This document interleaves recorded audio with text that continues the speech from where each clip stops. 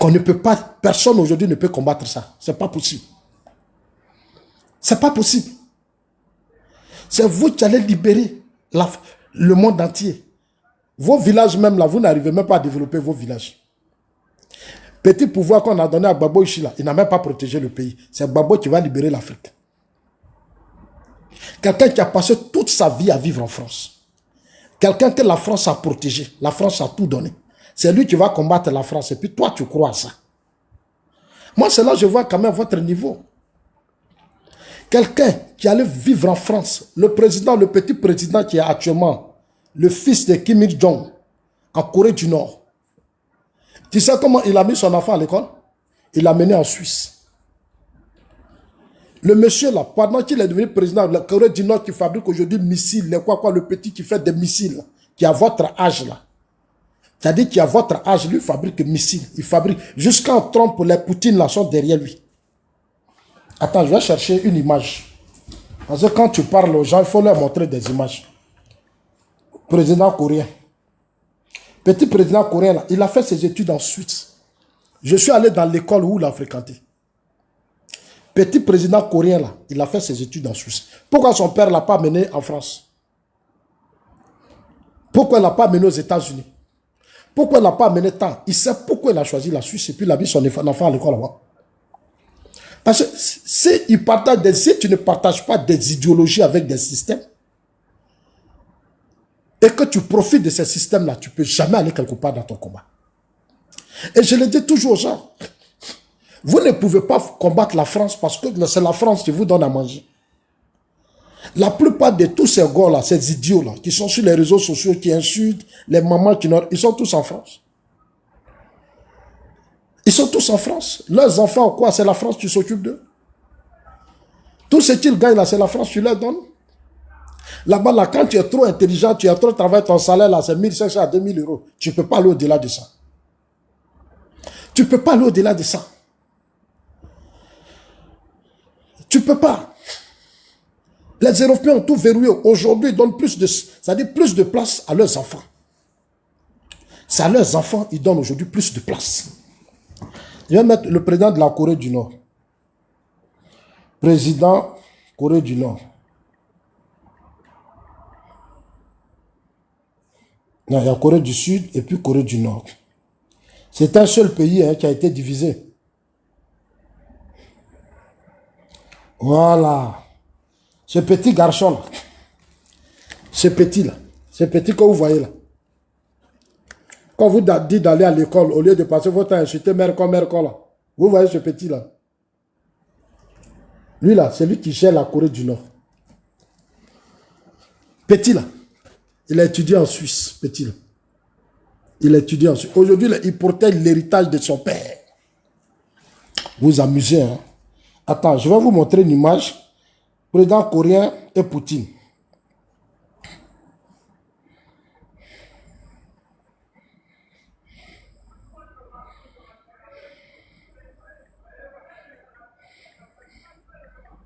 Corée du Nord.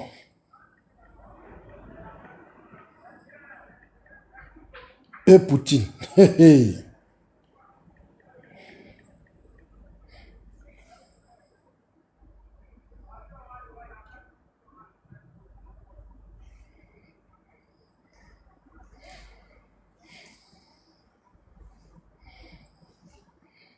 Il faut que je montre pour qu'ils voient. Corée du Nord. Le président russe est arrivé dans la nuit à Pyongyang pour renforcer ses liens avec le régime du dictateur Kim Jong-un, avec probablement donc à la clé, on en parlait hier, une nouvelle étape de leur partenariat stratégique face aux Occidentaux. En direct de Séoul, on retrouve Chloé Borgnon. Chloé, bonjour. Cette visite d'État, c'est tout un symbole et on l'a vu cette nuit avec un accueil grandiose pour Vladimir Poutine. Oui, tout à fait. Un accueil grandiose, comme vous le disiez, un peu tardif, 3 heures du matin pour l'arrivée sur le tarmac à Pyongyang. Mais Kim Jong-un était présent pour accueillir son homologue russe. Et les deux hommes se sont rencontrés à la sortie de l'avion. Ils ont serré la main très longtemps, se sont fait une accolade, puis ont pris la voiture pour ramener Vladimir Poutine. Je vais chercher son âge. Aller dormir pour la nuit. Son âge. À noter. Âge président. Je vais chercher son âge. Parce que quand tu vois, tu es sur des panettes, il y a des gens, au lieu d'aller à l'école, vous faites la fierté de leurs parents, eux, c'est insulter seulement. Attends. Oh, c'est quoi ça? Je vais chercher son âge. Hein.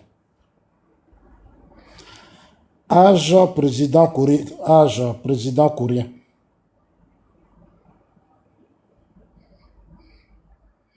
Non, attends, je vais mettre voilà. Je vais aller sur Wikipédia.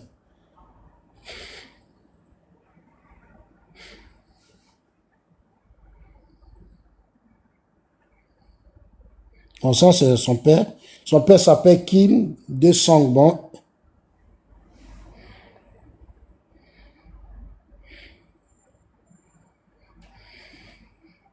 Président Corée du Nord.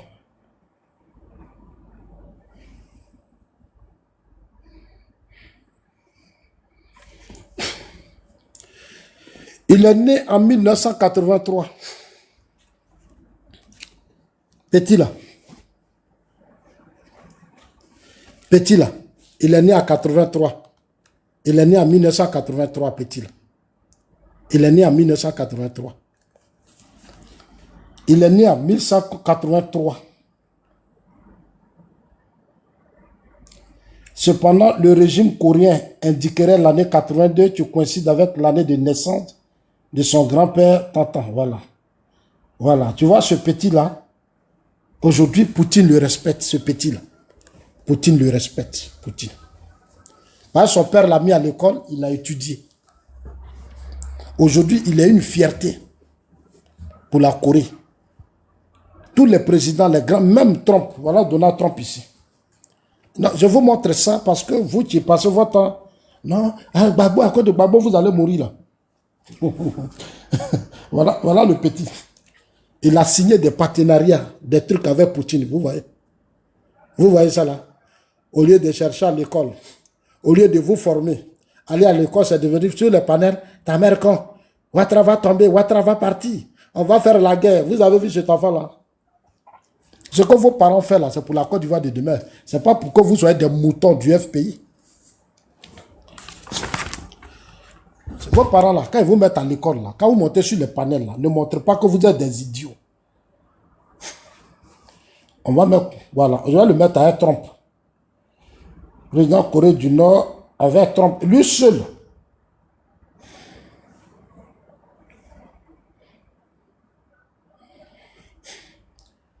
Grâce à lui et Trump. Voilà. C'est-à-dire l'un des présidents les plus puissants du monde. Il l'a fait traverser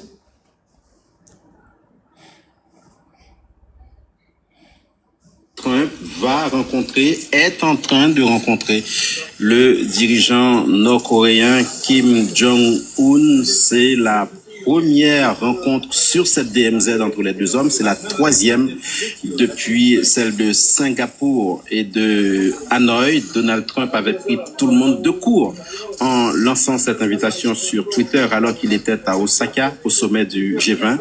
Les deux hommes se rencontrent aujourd'hui donc pour la troisième fois. En toile de fond, bien sûr, le programme nucléaire nord-coréen dont Washington espère le démantèlement. Et de son côté, fait, je mets ça pour parler à cette génération. À cette génération. Nous, le combat qu'on mène là, c'est pour vous. C'est pour vous. Dans ce pays-là, en Côte d'Ivoire, là, nous, on a fait marche. On a, c'est dit, quand on dit patriote, sortez, patriote, nous, on a fait tout ça. On n'a rien eu dedans. On n'a rien eu dedans. On n'a rien eu. On est sorti, on a fait ceci, on a fait cela. Gbagbo a voulu pouvoir, il n'a rien fait. On n'a rien eu dedans. On n'a rien eu dedans. Il y a des gens qui sont à l'hôtel Ivoire là, en 2004 là. C'est nous, on était à l'hôtel Ivoire. Hôtel Ivoire là. C'est nous, on soulevait le corps de nos amis, tout ça là. C'est nous, on soulevait le corps, c'est nous les assauts là. À l'hôtel Ivoire, c'était nous. Quand on dit 2002, Gbagbo Gueye se battait là. Quand on dit ceux qui étaient dans la rue là, c'est nous. C'est nous, on gérait la rue. Nous, on est les patrons de la rue.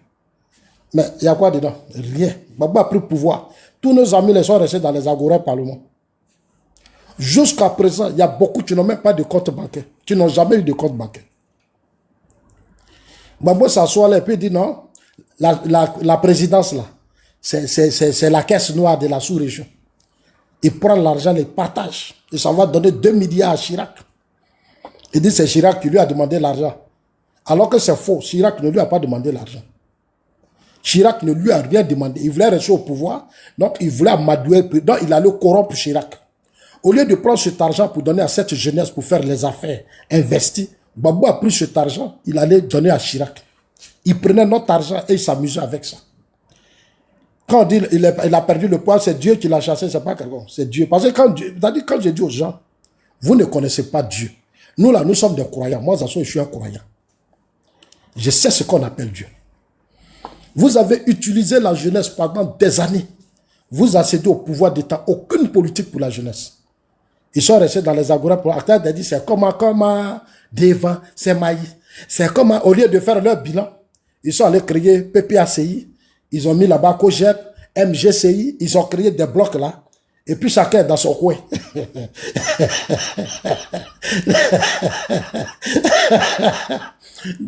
Des gens qui ont gouverné ce pays pendant 11 ans. Pour ne pas nous dire la vérité de ce qui s'est passé, Blé Goudé est là-bas, on dit on ne parle pas à Blé Goudé. Blé Goudé, je sais pas, je veux parler à mon papa. Mon papa dit, on a quitté la CPI, il faut rester chez toi là-bas. Les épouses là, Simone Babou a pris une partie. Nadi Babou a pris une partie. Bon, et puis on est dans ça.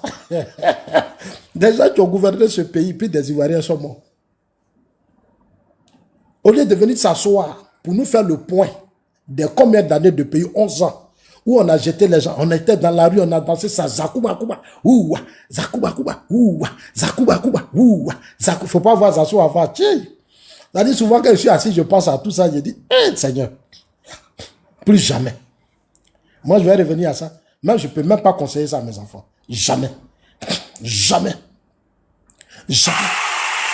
Moi, allez dire à mes enfants, allez soutenir Babo, allez soutenir PPACI, allez soutenir Simone, allez soutenir Blé Goudé. C'est que je ne suis pas ambitieux. C'est que moi-même, je suis un père inconscient. Je suis un père inconscient. Je ne sais même pas ce que je veux de la vie de mes enfants.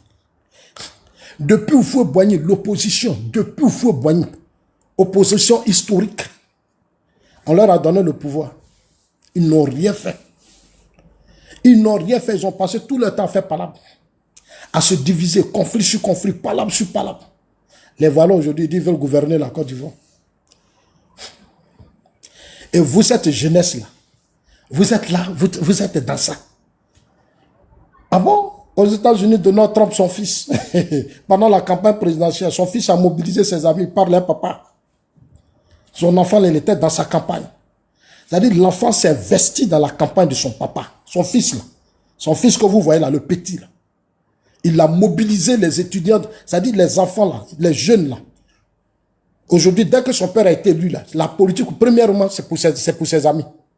Ils vont aller à l'école, ils vont avoir des bourses d'études, les enfants...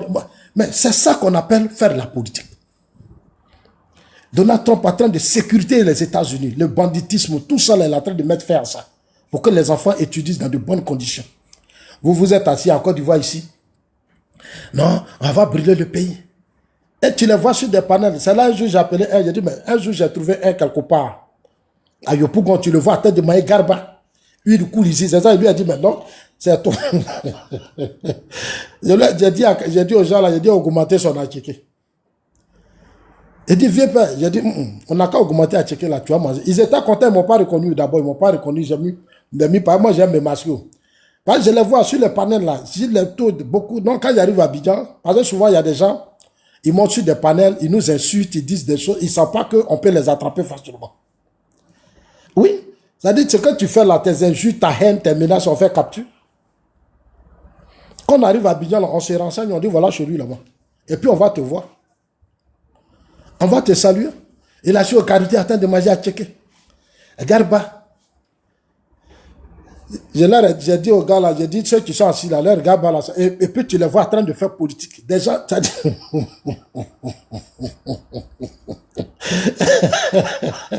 j'ai dit aux gars là, j'ai dit les petits là, il faut mettre poisson, donne à checker 5000 poissons, tout ça n'a qu'à faire 5000. Ils ne m'ont pas reconnu. Hein. Quand ils ont fini de manger là, je leur ai dit, c'est moi que vous insultez chaque jour. Là. Ah, vieux père, j'ai dit, mais attendez, regardez comment vous vivez. Vous, regardez comment vous êtes habillés. C'est vous qui montez sur les panels en train d'insulter les gens. Quand vos commentaires, regardez comment vous êtes. Ayez pitié de vous. Hein? Regarde Michel Gbagbo. Michel Gbagbo, là, sa maison est climatisée. Tous les enfants de Michel Gbagbo dorment bien. Michel Gbagbo n'a jamais insulté quelqu'un pour son père. Michel Gbagbo, qui est le fils de Gbagbo, là, il n'a jamais insulté quelqu'un pour son père. Attends, je répète ça, hein, je répète encore, parce que je vais bien m'asseoir. Parce qu'il y a un problème. Michel Gbagbo, là, il n'a jamais fait vidéo pour insulter Zasso pour son papa, son propre père, jamais. Il n'a jamais fait vidéo pour insulter le président Ouattara, non.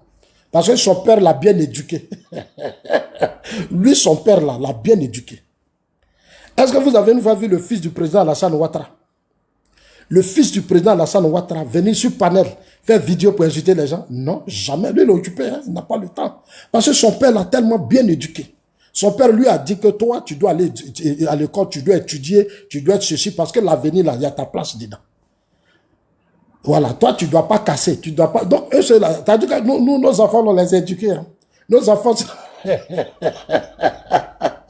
nos enfants, c'est eux qui vont diriger demain ce pays-là. Donc, nous, on leur a dit que allez casser, brûler, insulter là. Vous n'êtes pas dedans. Soyez bien... Donc, nous, on éduque nos enfants. Je leur ai dit ça. Est-ce que vous avez vu les enfants du feu Boigny là? Vous les avez vus insulter les gens? Ils n'ont pas tant. Regardez le fils du président Ouattara. Vous l'avez une fois est en train d'insulter les... Non, jamais. Jamais. Mais vous, vos parents ont souffert pour vous mettre à l'école. Et vous devenez... Je ne sais pas, je sais pas quoi. Vous avez quel problème? Cherchez à s'occuper de vos filles. La Côte d'Ivoire en paix stable, là, ça vous profite. Ce que le président Ouattara fait là, ce n'est pas pour lui-même il fait. Hein. C'est pour vous. Lui là, très petit, de Dembokro, il a suivi son papa. Ils sont arrivés du Burkina, il a fait ses études, il a eu une bourse, il a eu bourse étrangère. Parce qu'il a quitté avec son père en Côte d'Ivoire, il allait à l'école. Comme moi, ça sont comme ça. Là. Quand il y a eu la crise politique, j'ai fui avec mes enfants. Aujourd'hui, les gens arrivés, bourse, tout ça là, tu as vu? École là. Quand si je vous dis combien ça coûte, vous allez dire, mais ça sont vraiment... Hein, c'est cher. C'est cher. Quand les blancs, là, quand on calcule l'année à venir comme ça, on dit, voilà la scolarité de ton fils, là. Mais c'est des millions que les gens payent. C'est des millions que les gens payent pour la scolarité de nos enfants. C'est des systèmes qu'on a mis en place. Mais c'est ça. C'est des millions. Moi, en Côte d'Ivoire, je vais enlever ça où pour faire ça? Je vais enlever ça où? Quand tu vois même où tu es approché, mais tu vas vers les gens, ils ne sont pas prêts à te soutenir. Là-bas, là, je peux mettre mon école, l'école de mon enfant, tu vas payer combien de 1000 euros? Tu vas me donner ça? Le système. Parce que tout système doit protéger la génération. Donc, tout ce que le président Ouattara est en train de faire là, c'est pour vous. Il a hérité d'un système politique difficile. Gbagbo n'a pas travaillé, Bédié n'a pas travaillé, Gueye n'a pas travaillé. La première des choses qu'il a compris, il faut d'abord sécuriser le pays. Il faut mettre en place une armée bien organisée, disciplinée. Il faut construire une armée. Aujourd'hui, il a réussi à construire une armée. On a une police aujourd'hui qui est bien équipée, bien organisée, avec des hommes compétents, sérieux à la tête de la police. Regardez notre gendarmerie avec les Apalo.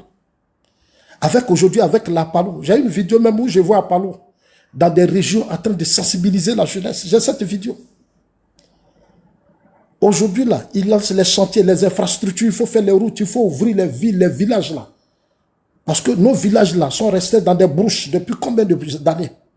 Donc, il faut faire des grandes voies. Il a lancé les grands chantiers pour faire venir les investisseurs dans ce pays. Parce que les Blancs, là, quand ils arrivent, là, ils veulent aller à l'extérieur, mais il faut qu'ils aillent vite les routes et tout. Non, il a commencé à investir dans ça. L'école. Regardez aujourd'hui les écoles, l'université, regardez tout ça. Oh.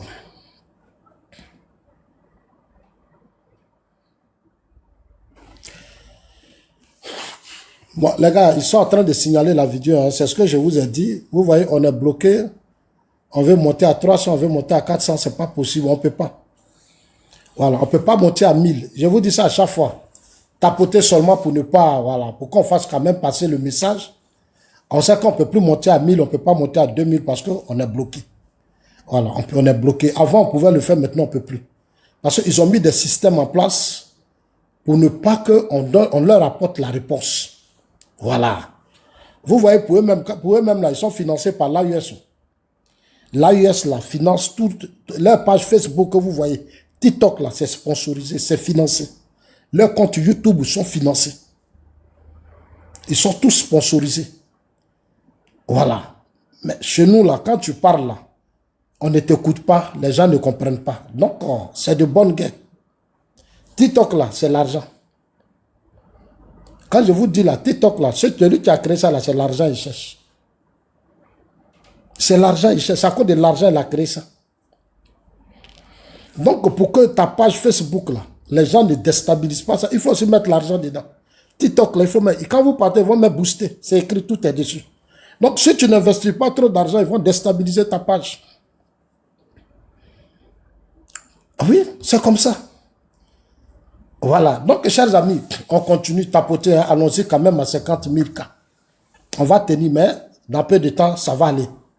C'est Dieu qui est fort. Donc, chers amis, voilà, merci KJPS.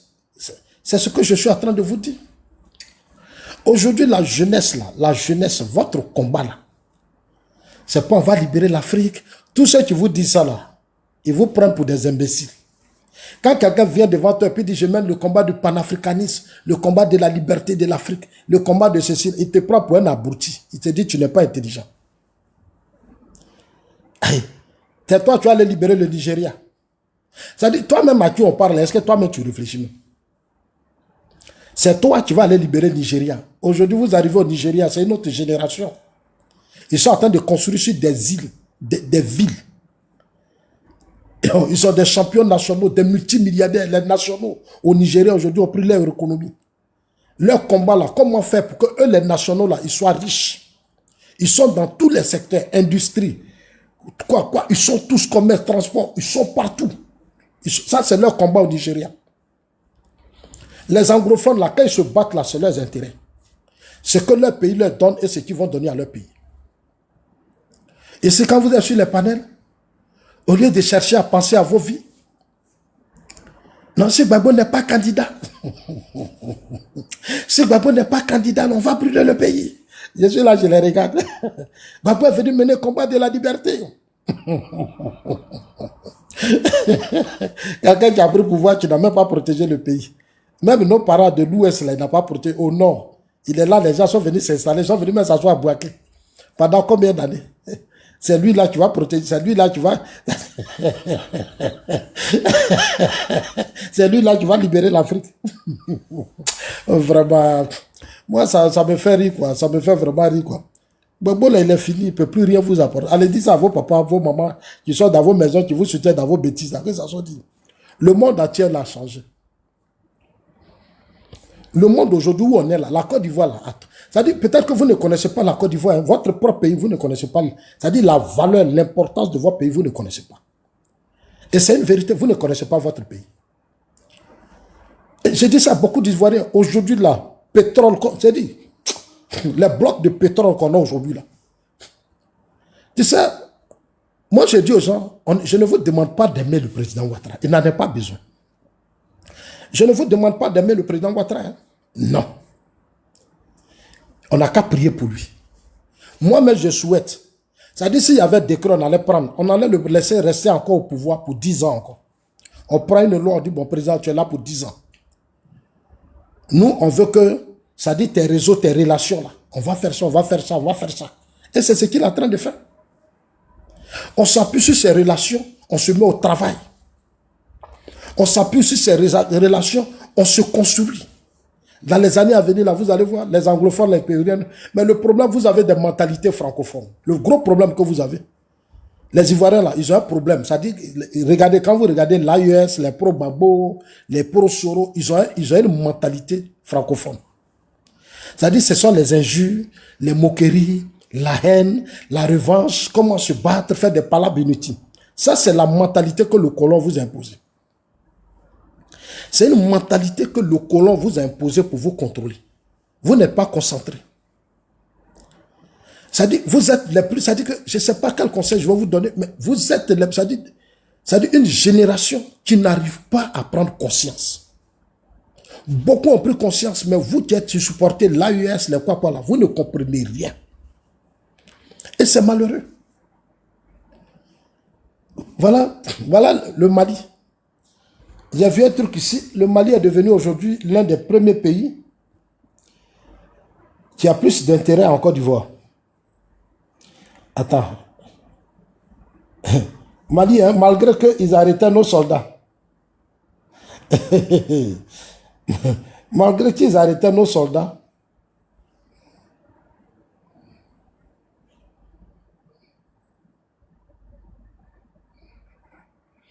Je suis en train de chercher ça. Le Mali, regardez l'information. Le Mali a consolidé sa position en tant que principal client de la Côte d'Ivoire avec des importations qui ont atteint 1817 milliards de francs CFA fin 2023. On a pétrole, on donne courant, on a tout. La sous-région, c'est nous.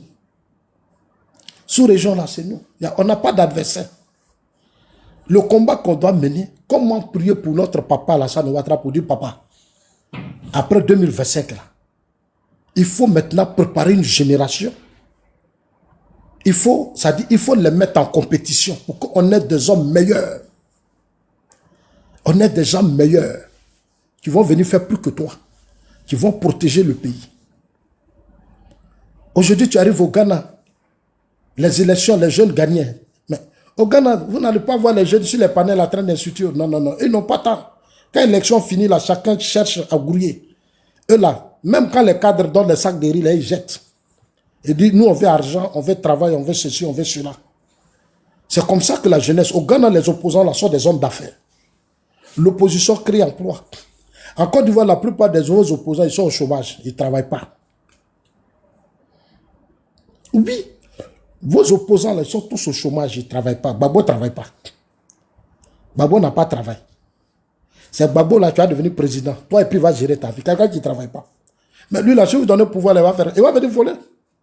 C'est pour venir s'amuser avec le pouvoir, parce que lui-même, il n'a jamais souffert, il n'a jamais bossé, il ne sait pas, il ne combat. Attends, quelqu'un, il est assis là-bas, il n'a jamais rien fait, tu prends, tu dis, tiens, pouvoir. Et il va faire quoi? C'est ce qui s'est passé. Houphouët-Boigny l'a appelé. Quand il y avait les étudiants dans les rues, là, Houphouët a dit à Gbagbo, viens. Viens, tu vas être mon premier ministre. Et ministre de l'enseignement. Gbagbo dit, il ne veut pas. Houphouët l'a appelé, il dit, il ne veut pas. Aujourd'hui, là, ça pesait sur lui. Quand on lui a donné le pouvoir, là, vous avez vu, des professeurs, on leur a donné le pays. Ils ont oublié, ils n'ont plus, c'est-à-dire la mémoire même, ils n'ont pas eu de mémoire. Regardez. Regardez. Quand Houphouët-Boigny a appelé le président Ouattara, c'est parce que le président Ouattara a pris auprès d'Houphouët-Boigny, il a travaillé dans les grandes institutions financières qu'il est fort. Ça aussi, c'est le secret que vous ne savez pas. Il a travaillé Houphouët-Boigny. Il a travaillé dans les grandes institutions financières. Houphouët-Boigny, là, il a travaillé avec les Blancs. Vous pensez que Houphouët a construit le pays là comme ça? Non, hein, Houphouët là. Ça, je vous dis ça. Houphouët a travaillé avec les Blancs. Houphouët connaît. Il sait où il faut appuyer, où il ne faut pas appuyer. Houphouët, il est intelligent. Ah bon. Regarde, Poutine là. Poutine que vous voyez là. Après, il est venu faire formation en Allemagne. Oui, ils étaient dans des services de renseignement, on les a formés. Aujourd'hui, là où, là, si, là, on ne peut rien. Mais vos gars, là, ils sont assis ici, ils ont joué Ludo. Gbagbo et ces gars, là. Les dit dans quoi, sur leur groupe, c'est Ludo, ils jouent avant. Les gens jouent dame. Ce que vous voyez là, c'est des Ludo. J'ai dit, à leur temps, là, ils vont se retrouver, les cadres du FP, les poussent, allez, pousse. Et puis, en même temps, bois. Les gens jouaient Ludo. On leur a donné le pays, vous avez vu. On leur a donné le pays, ils n'ont rien foutu. Ils ont passé leur temps à jouer Ludo. Ils ont passé tout leur temps à jouer Ludo. Ils ne savent même pas comment protéger un pays. Dit dans quoi, dit que lui, il a fait Lida Kwasi dit que lui l'a fait. On dit que c'était le stratège militaire du FPI. On dit l'a fait l'Allemagne. Il y a quelqu'un qui est venu me dire ça. Non, Lida Kwasi là, je lui ai dit que Dieu ne peut rien faire. Mettez-le à la tête. On l'a dit, il était là et puis il y a eu rébellion. Lida Kwasi a fait stratégie militaire. Lida Kwasi a fait stratégie. Lui, il se passe. C'est-à-dire, eux là. Lui, il mettait Gbagbo deux, puis il se cachait avec Gbagbo au temps de Guy Robert. On l'a nommé ministre. Il était là. Lui a dit, Boga Doudou. C'est sûr, la rébellion est rentrée en Côte d'Ivoire. Sûr. Les enfants, une petite tentative de coup d'État qui est devenue rébellion 8 ans. Nos parents sont morts pour rien. Parce qu'ils ont passé tout le temps à jouer Ludo. C'est ceux-là, vous les ramenez au pouvoir. C'est à cause de ceux-là, vous allez détruire votre avenir, vous. Vous allez détruire. Parce que c'est que vous ne savez pas. Les gens que vous mettez au pouvoir là. Mais ceux qui contrôlent là, ils viennent là. C'est votre avenir là, votre vie là, qu'ils viennent prendre en otage. Oui, vous avez mis Gbagbo, regardez, les gens sont morts pour rien. Ils pouvaient aller au Burkina discuter à Blaise. Ils pouvaient aller me parler à Blaise. Gbagbo pouvait mettre... Ça dit, toi-même tu sais. Toi, Gbagbo, tu sais. Que les jeunes là, c'est eux qui ont déstabilisé Bédié. C'est eux qui ont déstabilisé Bédié. Quand ils ont fini, ils ont fait deal avec Guy Robert. Ils sont venus, ils ont été avec Guy et eux, ils ne se sont pas attendus. Les enfants l'ont fui, ils sont allés au Burkina. Mais la première des choses, tu prends un avion, tu t'en vas au Burkina. Mais je Blaise, même c'est ton ami, c'est ton gars. Et c'est ce que j'ai dit aux gens de PPACI. Blaise, c'est ton gars. Blaise au pouvoir, et puis rébellion quitte là-bas, ça vient, ça bloque le pays. Mais il y a un problème. Ça dit que Gbagbo a un compte à nous rendre. Gbagbo là, il a un compte à nous rendre. Normalement, lui là, Gbagbo là, on doit faire comme Sarkozy. On doit le mettre en résidence surveillée. Il ne devait plus passer son temps même, on ne doit plus le voir sur la scène politique. Mais comme on n'a pas honte, c'est pour ça que les gens, il n'a pas honte. Et les gens de PPACI aussi n'ont pas honte. Quelqu'un qui a dit, vos amis sont morts, tous les Boga Doudou, tout le monde, ils sont tombés, ils sont partis. Les Ivoiriens sont morts, les camarades H, les quoi, tout le monde est mort. Et toi, maintenant, tu viens là, soir là, je serai candidat. J'ai dit, l'ONU a fait un courrier. L'ONU leur a dit que moi, Gbagbo, d'être candidat. Et puis, il est content.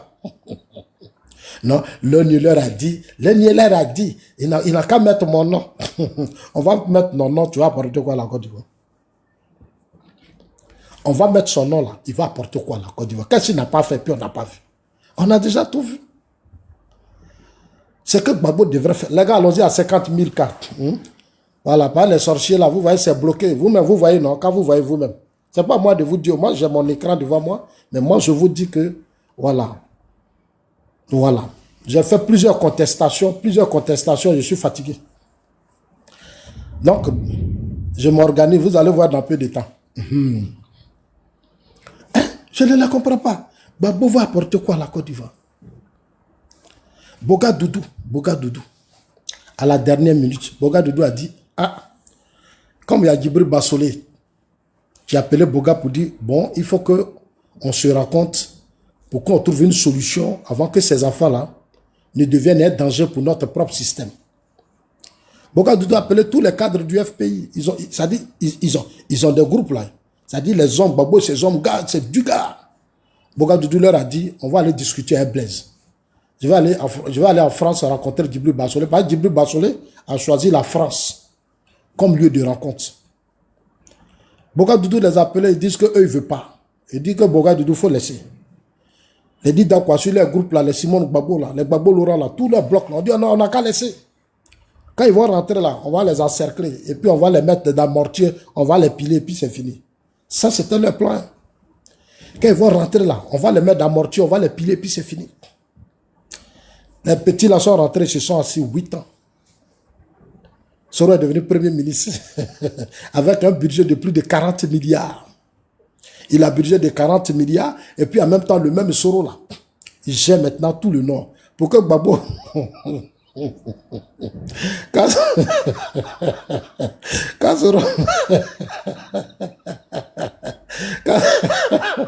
oh non, le régime Gbagbo vraiment des vauriens nounous. De vrais vauriens, des vauriens. Des vauriens, des vauriens.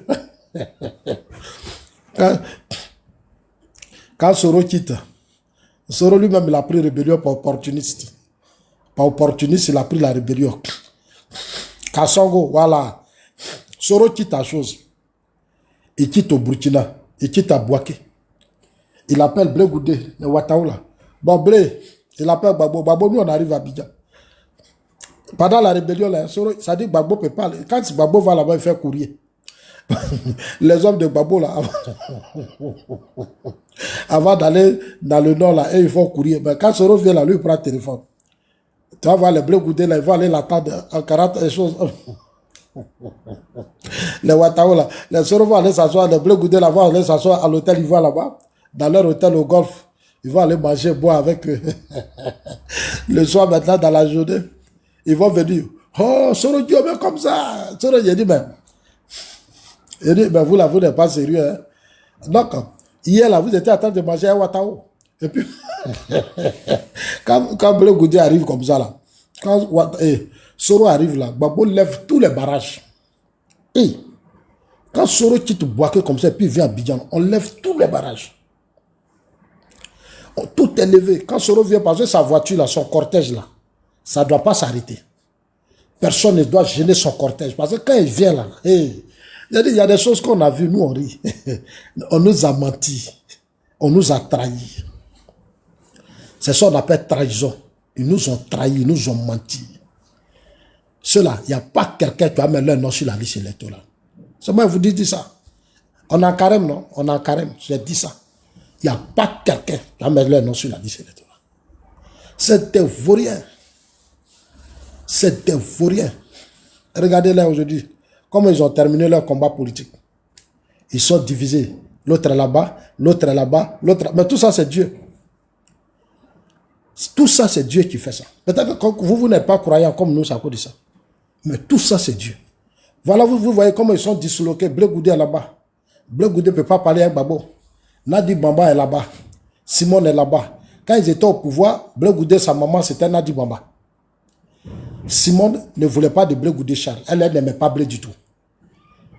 Simon n'aimait pas Blé du tout. Blé, sa maman, c'était Nadi. Mais aujourd'hui, regardez, la maman de Blé est devenue Simon. Et Damana Picasse, qui était le bon fils de Simon Gbagbo, est devenu maintenant l'enfant de Nadi Bamba. Mais tout ça, c'est Dieu. Tout ça, c'est Dieu. Je répète, hein, sous leur pouvoir là, la maman de Blé là, c'était Nadi. La maman de Blé Goudé, c'était Nadi. Damana Picasse, c'est sa maman qui est Simone. Moi, Zasso, j'ai deux mamans. Mais moi, je ne choisis pas, j'ai deux plats de riz. Mais eux là, leur papa a combien de femmes, et puis, ça dit, il y a un groupe qui est de l'autre côté, puis il y a un groupe qui est de l'autre côté. Ça là, ça te donne deux plats de riz. nous les... Moi, je ne rentre pas dans la palabre comme ça. Mon papa a deux femmes, moi, je comme ça. Moi, je ne rentre pas dans la palabre. Je m'ai dit bonjour à l'autre, je vais dire bonjour à l'autre. Si là-bas, la cuisine là, il n'y a pas fumé, je vais dans l'autre cuisine. Moi, j'ai d'abord. Moi, je n'ai pas de problème avec ça. Moi, mon grand-père, là, il avait plus de... Non, mon grand-père, il avait beaucoup de femmes. Ah, oh. J'ai dit, quand il y a les soirs comme ça, là, oh, nous, tu veux des riz, là, j'ai là, comme ça. Oh. J'ai dit, c'est au moins 4 plats, 5 plats de riz. Quand on quitte à l'école comme ça, on s'assoit, on dépose. Ben, il n'y a pas l'homme pour nous. Il n'y a pas l'homme. 5 plats de riz, il n'y a pas l'homme. Pendant Foutou, Plakali, Donseka, Wezo. Et puis, on allume ça.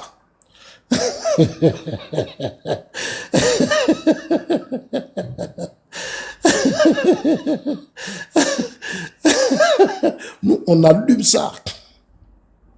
On allume ça. On allume ça. Mais eux, les voilà.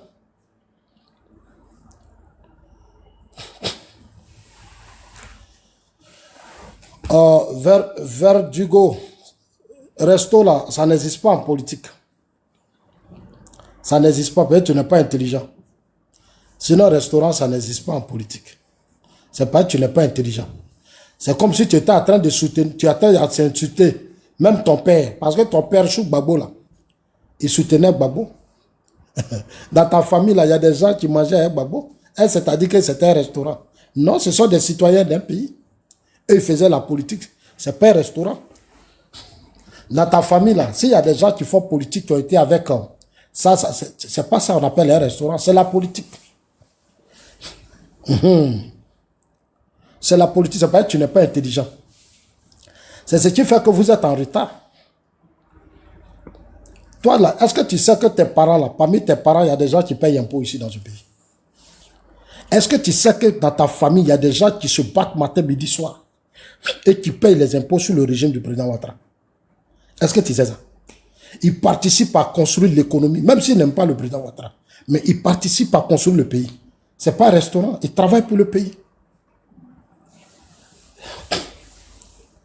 En fait, c'est ce que je dis toujours, vous n'êtes pas intelligent. Et c'est dans ça que les gens arrivent à vous avoir. Parce que vous ne savez pas ce qu'on appelle la politique. Vous n'êtes pas intelligent. Gbagbo là, autant de Bédier là, c'était les Fologos qui lui donnaient l'argent. Demande à Gbagbo, quand il était dans l'opposition là. Mais c'est les gens du PDCI qui lui donnaient l'argent. Quand je vous ai dit tout à l'heure que Blaise Compaoré lui donnait l'argent là, est-ce que c'est l'argent de vos parents que Blaise lui donnait? Mais c'est l'argent des Burkinabés. Est-ce que c'était un restaurant? Mais il a mangé l'argent des Burkinabés. Quand Gbagbo était au pouvoir là, nous-mêmes, le RHDP là, le RDL là, nous on avait un ministre dans le gouvernement de Gbagbo. Même Bédi avait ses ministres dedans. Ce n'est pas un restaurant, c'est le pays. C'est ce qu'on appelle défendre le pays. Parce que c'est l'intérêt général. Tu aimes Ouattara, tu n'aimes pas Ouattara, tu participes à construire le pays. Tu participes à payer les impôts. En fait, moi j'ai un problème, je ne sais pas comment je vais vous expliquer, mais je ne sais pas, parce que vous êtes tellement nuls. Vous êtes vraiment nuls. Quand ta maman se lève là, ta grand-mère ou ta maman se lève matin, elle fait aubergine, elle s'en va les piments, elle s'en fait ceci. Elle s'en va, mais elle paye impôt. Quand tu vas à la boutique là, mais quand tu t'en vas faire les achats dans les supermarchés, boutiques là, tu payes impôt, tout ça. C'est tout ça qui fait que le président Ouattara construit le pays. Donc ceux qui sont avec le président Ouattara, qui parlent de paix, de stabilité, ils ne sont pas dans un restaurant, ils se battent pour leur pays parce qu'ils sont conscients. La Côte d'Ivoire, c'est leur pays, ils sont conscients, eux là, ils sont conscients. Eux, ils aiment la Côte d'Ivoire, c'est des patriotes. Ce n'est pas un restaurant. Oui, sinon tu veux dire quoi? Tous ceux qui étaient avec Gbagbo, ils étaient au restaurant. Ça veut dire que Gbagbo était patron du restaurant, c'est lui qui préparait quoi. Ah, donc c'était Gbagbo qui était le patron du restaurant, quand il était au pouvoir, il était patron du restaurant. Ah, moi je veux savoir, Gbagbo était patron du restaurant quand il était au pouvoir, parce qu'il y avait des gens du PDC, tout le monde qui était avec lui. Ah, moi je ne vous comprends pas, hein. Je veux savoir, il était patron du restaurant, Gbagbo. Il faut être intelligent. Soyez un peu intelligent. Oui, merci, mon petit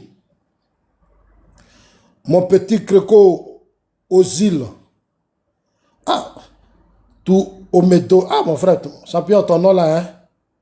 C'est Gapsi. Voilà, le grand Gapsi. Comment tu vas, champion? Non, je suis obligé d'expliquer. Tu vois, nous, Dieu nous a donné la chance. Dieu nous a donné la chance dans toutes ces crises. On n'est pas mort, on est resté vivant. Beaucoup de nos amis sont morts. Notre combat n'est pas de faire de sorte que ceux qui sont là continuent de mourir, non. Nous, notre combat, c'est de faire de sorte que ceux qui sont là vivent. Il faut qu'ils partent à l'école comme nos enfants. Moi, en fait, je ne suis pas maudit. Moi, je ne peux pas faire je me bats pour que mes enfants vont à l'école. Ils sont dans de bonnes écoles. Et puis moi, je vais me battre pour dire aux enfants des autres, allez-y dans les rues, cassez, brûlez. Allez-y mourir. Moi, je ne peux pas le faire. C'est que je suis un homme maudit. La vraie politique, c'est se battre pour les autres. La vraie politique, là, c'est-à-dire quand tu manges, il faut que ton voisin mange. On fait la politique pour changer les conditions de vie des Ivoiriens. C'est-à-dire la paix, la sécurité, la stabilité. Ce que le président Ouattara est en train de faire là, c'est ça qu'on appelle la politique. Oui, il est venu au pouvoir, il a prêté serment. Il dit, je vais défendre le pays. Je vais protéger les Ivoiriens. Mais s'il ne le fait pas, il le fait. Il le fait. Est-ce que depuis qu'il est là, il y a un coup dedans? Parce qu'il a prêté serment. Parce que serment là, ça dit tu prêtes serment sur la Bible. Tu dis, je jure. Le président Ouattara a juré. Il a juré. Il dit, je vais protéger les Ivoiriens. Ça dit que, ça dit, sous son régime, là, il ne doit pas accepter. Ça dit, coup d'État, là, c'est pas possible. Rébellion, c'est pas possible. Mais c'est ça qu'on appelle, on a prêté serment. Babo, toi, tu finis de chasser Gueye, tu prêtes serment, tu viens t'asseoir. 2 semaines après, il y a rébellion. On appelle ça vaurien nounou. C'est pour ça qu'on signale trop mes pages là-haut. C'est pour à cause de ça. Moi-même, il y a un ami qui me dit, Zazo, ta page là, j'ai dit, parce que toi-même, je dis, moi, je ne suis pas hypocrite. Je vais venir leur dire ça chaque jour. Oui, c'est ma vérité là qui les fatigue. C'est ma vérité là qui les fatigue. Parce que eux, ils sont tellement nuls, ils veulent justifier des choses qu'on ne peut pas justifier. Tu as prêté serment, tu n'as pas protégé les Ivoiriens. Et c'est toi qui t'en vas faire des faux débats. On va me mettre sur la liste électorale, si Gbagbo n'est pas candidat, si Gbagbo n'est pas ceci, si Gbagbo n'est pas cela. Mais venez faire le point de la Côte d'Ivoire que vous avez géré d'abord. On vous a donné 11 ans de pouvoir, vous avez eu 3 mandats. En 2005, vous n'avez pas organisé les élections. Alors que la Constitution dit, chaque 5 ans, il faut organiser les élections. Gbagbo pouvait mater la rébellion. Mais il a pensé que, en fait, il voulait se maintenir au pouvoir. C'était une stratégie. La rébellion, là, elle ne devait pas exister. C'était une stratégie du FPI. La rébellion, là, elle ne devait pas exister. Le FPI a fait exprès. Ils ont fait exprès. Quand je leur ai dit que c'est ceux-là qui ont tué les Ivoiriens, vous pensez que je mens? C'est eux qui ont tué les Ivoiriens. Il ne faut pas accuser quelqu'un d'autre. Hein. Ce sont eux, les vrais pères de la rébellion, là. C'est Gbagbo Sonko, là. C'est eux qui ont fait la rébellion. Sinon, Blaise Compaoré les a appelés. Ça dit, toi, tu es chef du village. J'explique ça gentiment. Tu es chef du village. Et tes enfants vont dans l'autre village voisin. Ils sont en palabre dans le village. Ils fuient, ils vont chez ton voisin. Ton voisin, là, c'est ton meilleur ami. Ils vont là-bas et ils préparent des coups pour venir déstabiliser toi, le village. Et toi, le père, tu es assis là. Tu ne dis rien. On dit, mais tes enfants là sont ici. Le voisin même t'appelle pour dire, ah, vraiment, il faut venir, mais il y a problème. Et Gbagbo assis à Abidjan. Gbagbo assis à Abidjan, il s'en fout. Maintenant, on vient, on prend les gens, on les tue, les gendarmes, les policiers, des innocents. Et toi, maintenant, tu dis, non, c'est la France qui me combat. J'ai appelé la France. J'ai dit qu'il y a quelque chose qui te préparait au Burkina. Toi, tu ne peux pas aller au Burkina. Lui, il ne pouvait pas aller au Burkina. Non, mais est-ce que ce que j'ai dit là, est-ce que c'est faux? Mais si je dis que c'est faux, dites-moi que c'est faux. Toi, ton ami, c'est Blaise Compaoré. Quand tu étais dans l'opposition sous Fou Boigny, Blaise t'a aidé, tu allais en France. Blaise te donnait jeton, il vous donnait l'argent.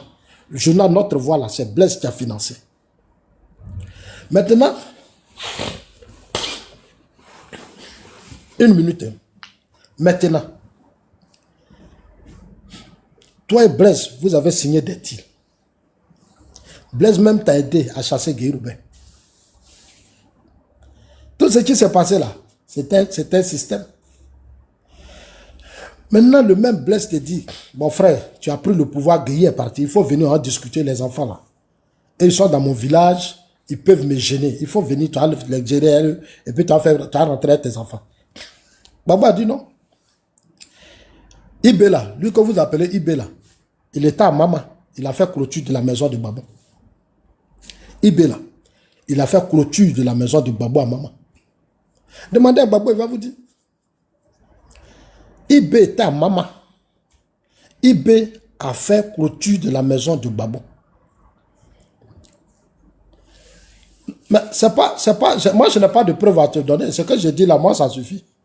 Maintenant si ça te gêne, tu portes plainte. C'est tout. Est-ce que j'ai besoin de t'envoyer des preuves? Quand Gbagbo parle là, puis toi tu es content là, il amène preuve devant toi. Quand toi ton Gbagbo là, que tu soutiens là, quand lui parle et puis vous applaudissez, vous riez là, il a preuve devant lui. Mais quand il parle, tu es content. C'est moi lui ai parlé, puis toi me dis de t'envoyer preuve. Tu racontes quoi même? Quand tes gens, les quoi Justin, les quoi viennent et puis ils parlent, puis toi tu es content, toi idiot là, tu les as vus avec preuve. C'est une question que je te pose. Est-ce que tu les as vus avec preuve? Non, pas qui. Non, mais demande à Gbagbo.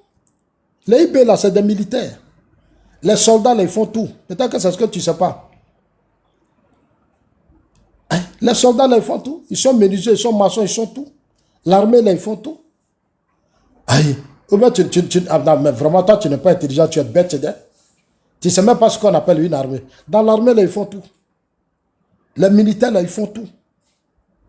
Aïe, moi, je ne te comprends pas. Tu n'es même pas intelligent. Quand il était maçon, il avait besoin d'être maçon. Ils font tout. Dans l'armée, là, il y a tout dedans. Tu n'es même pas intelligent, même. Non, ils ne sont pas en train de nous distraire. On va leur dire la vérité, parce qu'ils ne sont pas intelligents. Quand il était maçon. Toi, tu sais ce qu'on appelle une armée. L'armée, là, il y a tout dedans.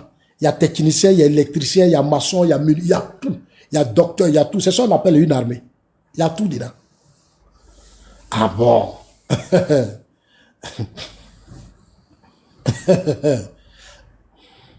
Il y a cuisinier, il y a tout, ils font tout, il y a football, il y a tout dedans. C'est tout ça qu'on appelle l'armée. Voilà, c'est tout le monde là qui rentre dans l'armée. Quand il était. Non, chers amis, allons-y maintenant à 50 000 cas, les gars. Bon, comme tu n'es pas poli, il faut rejoindre tes ancêtres. Tu vas t'arrêter à tes commentaires là maintenant. Parce que tu n'es pas intelligent. J'aurais voulu que tu me dises le contraire. Moi, si tu n'arrives pas à argumenter, tu ne me dis pas le contraire, moi je te dégage. Voilà. Tu dis, ah, il n'était pas ça, mais voilà ça. Ou c'est comme ça et c'est ça. Moi, c'est ce que j'aime. Moi, j'aime pas les idiots. Voilà. C'est-à-dire, quand tu vas venir jouer les idiots là, sur les panels là, moi, j'aime pas. C'est-à-dire, quand moi je parle, tu écris, tu dis, ah, Zasso, ça là, tu as dit ça, mais c'est pas ça. Et c'est comme ça. C'est ce qu'on appelle, tu es intelligent. Voilà. Et puis, tu m'envoies, voilà. Tu m'envoies, voilà. Donc, chers amis, c'est ce qui s'est passé. Boga Doudou, il est venu net, Boga Doudou est mort. On dit non, c'est les rebelles qui ont tué Boga Doudou. Ils mentent. Ils mentent. Ils mentent. C'est des menteurs. Boga Doudou, là, ils savent. Ils n'ont qu'à dire la vérité. Ils n'ont qu'à dire la vérité. Boga Doudou est celui qui s'entêtait pour aller en France rencontrer Djibril Bassouli. Eux tous là, ils ne voulaient pas que Boga Doudou parte en France. Parce que quand ils ont attaqué en 2001, il y a eu le complot de la Mercedes noire. Quand des soldats ont attaqué, des gens sont venus attaquer la RTI là, on a vu Boga Doudou et Lida Kwasi faire des conférences de presse. C'est-à-dire Burkina, où vous avez mangé, c'est là-bas, rébellion, les gens quittent là-bas. Ils viennent, ils attaquent la RTI, ils rentrent dans la forêt du Banco.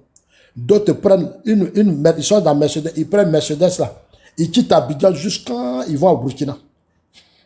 Ils rentrent au Burkina. On ne les a pas arrêtés, on n'a rien fait. On n'a rien fait. C'est-à-dire, des gens viennent, ils s'organisent, ils attaquent la RTI. Ils rentrent, d'autres rentrent, et puis d'autres se lèvent, ils fuient, ils vont au Burkina. Et Babo sait qu'ils sont quittés au Burkina. Mais toi, une rébellion vient, attaque ton pays, et tu sais qu'ils sont rentrés au Burkina. Mais la première des choses, tu t'es au Burkina.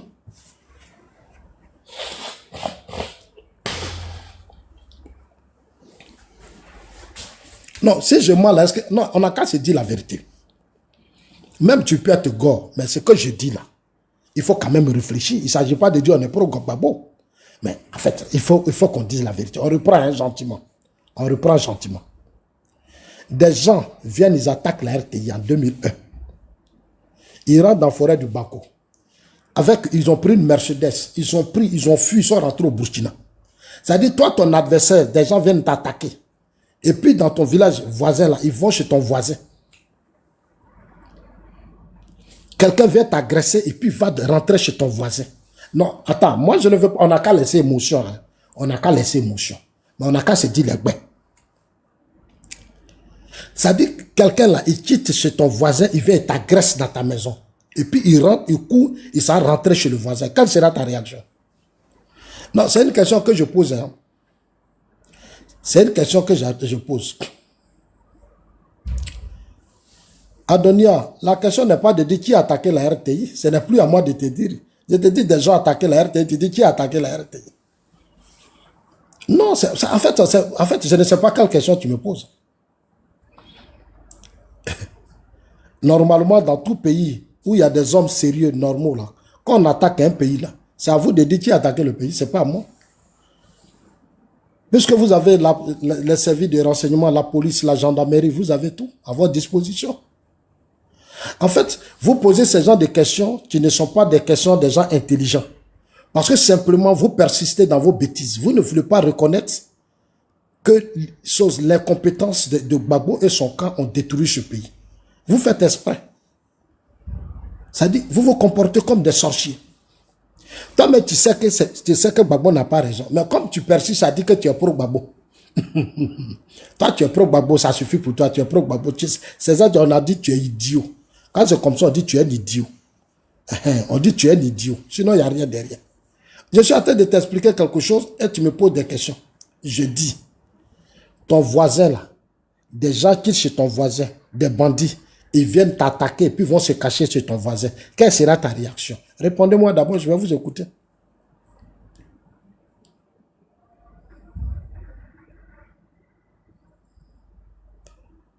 Donc c'est comme ça que ça s'est passé en 2000. En 2001, 2002, 2001 d'abord. Les gens là sont quittés au Burkina. Ils sont venus attaquer la RTI. D'autres sont rentrés dans la forêt du Banco. D'autres ont fui. Ils sont allés au Burkina. Mais quand ils vont au Burkina, le lendemain, la Gbagbo devait faire quoi? Ça dit les secondes, les minutes qui arrivent. Qu'est-ce que Gbagbo devait faire? Gbagbo devait aller au Burkina. Ou soit il saisit l'ONU. Il saisit la communauté internationale. Il porte plainte contre le Burkina d'avoir hébergé des gens qui ont attaqué la Côte d'Ivoire. Gbagbo n'a pas porté plainte contre le Burkina. En fait, les gars, c'est cette trahison-là que je dénonce sur Gbagbo. Quand vous dites, ah, c'est lui-là qui a fait la rébellion, c'est lui-là, c'est faux. La rébellion, là, c'est ceux qui ont fait le coup d'État contre Bédié, là. Le coup d'État contre Bédié que vous tous, vous avez applaudi, là. C'est eux qui ont fait la rébellion de 2002. Ceux qui ont fait le coup d'État contre Bédié, là, c'est eux qui ont fait la rébellion, du coup d'État de 2002 qui est devenu rébellion. C'est ça, c'est ça. Attends, moi, c'est pas compliqué. C'est eux qui ont fait la rébellion, là.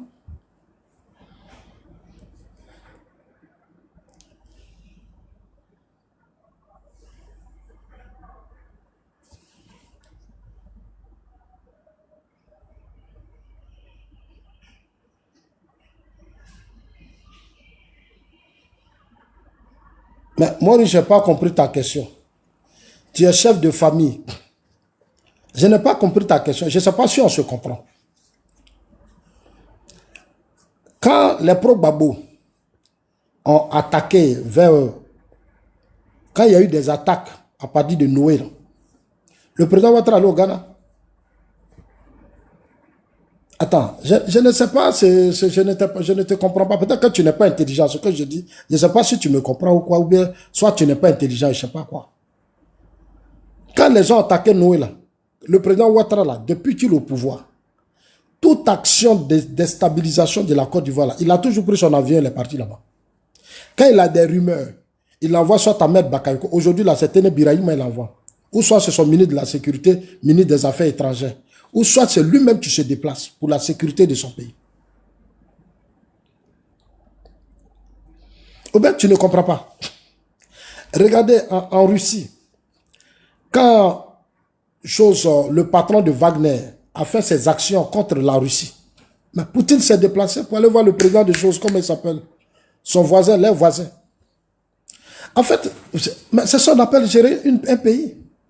Parce que le pays là, ce n'est pas ta famille. C'est une nation, c'est les intérêts des gens que tu gères. Donc, quand il y a une situation dans un pays où des gens veulent attaquer ton pays, mais tu te déplaces.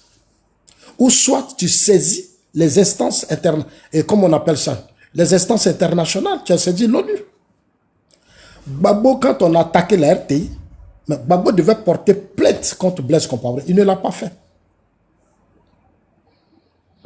Parce que ceux qui ont attaqué la RTI, là, ils sont allés au Burkina.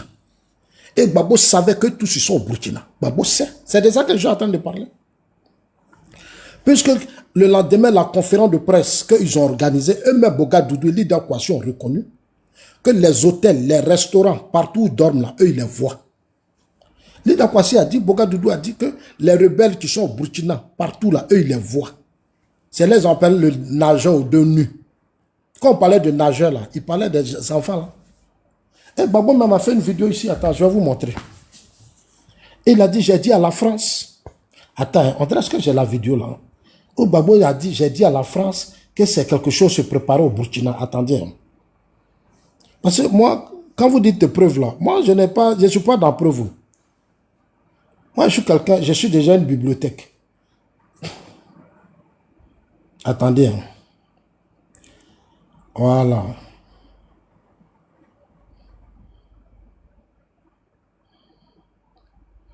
Ces derniers jours là, l'actualité est intéressante, hein, les gars. Je cherche, hein, tapoter les gars, tapoter parce que les sorciers là sont là. Les Gbizigouinois sont là, ils sont là. On les appelle des sorciers. En BT, on dit Gbizigouinois. Oh, où est la vidéo là? Les Gbizigouinois là sont là, les sorciers là, ils sont là. Quand Zassou parle net, il trame, ça trame, ça trame, ça trame. Il y a des gens qui me disent, Zassou, ton problème, tu n'es pas hypocrite. Tellement j'aime mon pays, pourquoi je vais être hypocrite? Quelque chose qui engage... attends, je n'ai pas mis la vidéo là ici ou quoi? Ah oui, oui, ça doit être... Ça est dans mon téléphone ici.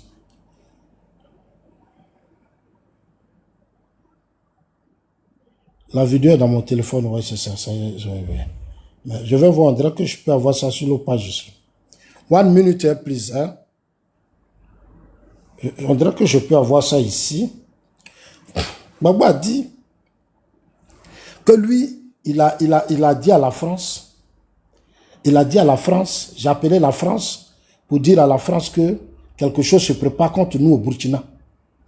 Mais attends, c'est grave, Gbagbo devait aller au Burkina. S'il aimait vraiment la Côte d'Ivoire, il allait aller au Burkina. Mais comme il n'aime pas la Côte d'Ivoire, il n'a jamais aimé le pays, il n'a jamais aimé les Ivoiriens. Gbagbo s'est toujours battu pour ses propres intérêts. Il s'est toujours battu pour ses propres intérêts. Il n'a jamais aimé ce pays. Et ce qui est pire, c'est sur son régime qu'il y a eu rébellion. Il y a eu coup d'État. C'est malheureux. C'est sous son régime, il y a eu rébellion, il y a eu coup d'État.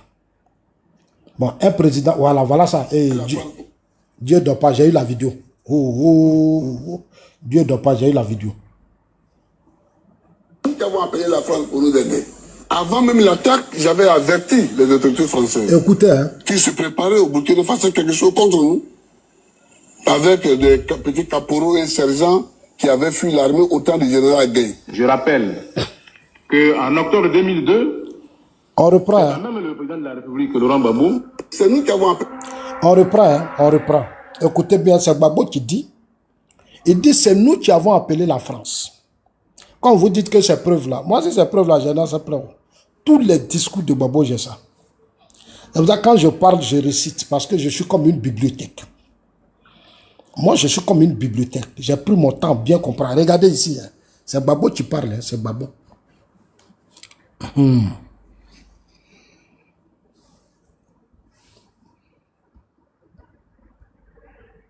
Et la France pour nous aider. Avant même l'attaque, j'avais averti les autorités françaises. Avant même la France. Qui se passait quelque chose contre nous. Avec des capitaines. Avant même l'attaque, j'avertis les autorités françaises.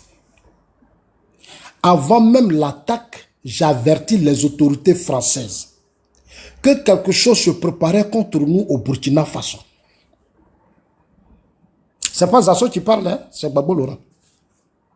Gbagbo Laurent pour lequel vous insultez les gens, là, vous n'avez pas de respect là, c'est lui qui parle. Avant même l'attaque, j'ai averti les autorités, la France qu'il combattait là. C'est-à-dire lui, il a averti son ennemi. La France qu'il appelle son ennemi là. La France pour laquelle les bleus goudons ont occupé les rues, il dit que lui, il a averti la France. C'est-à-dire toi, tu t'avais averti ton ennemi que quelque chose se prépare contre toi au Burkina. On reprend, hein? On reprend.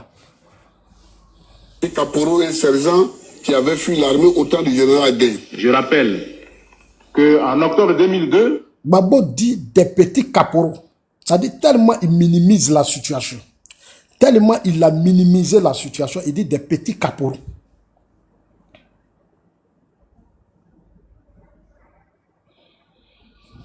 Tellement il a minimisé soldats, il dit des petits caporaux et des petits sergents.